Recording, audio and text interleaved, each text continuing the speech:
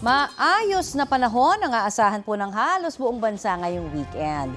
Base po yan sa rainfall forecast ng Metro Weather. At sa mga susunod na oras nga hanggang bukas ay mababa po ang tsansa ng ulan sa halos buong bansa, maliban na lamang sa ilang panig ng Northern Luzon.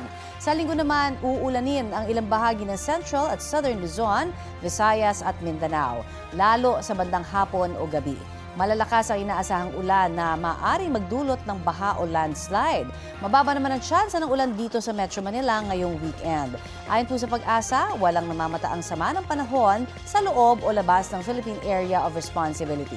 Easterlies pa rin ang magdadala ng mainit at maalinsangang panahon sa malaking bahagi ng bansa habang hanging amihan sa extreme northern Luzon. Ngayong Biyernes, posibleng umabot sa 42 degrees Celsius ang heat index sa Coron, Palawan. 41 degrees Celsius sa Muñoz, Nueva Ecija, 40 degrees Celsius sa Dagupan, Pangasinan, Puerto Princesa, Palawan, Dumangas, Iloilo, Borongan, Eastern Samar at sa Cotabato City. Dito po sa Metro Manila naman, posibleng umabot sa 37 degrees Celsius ang heat index sa Pasay.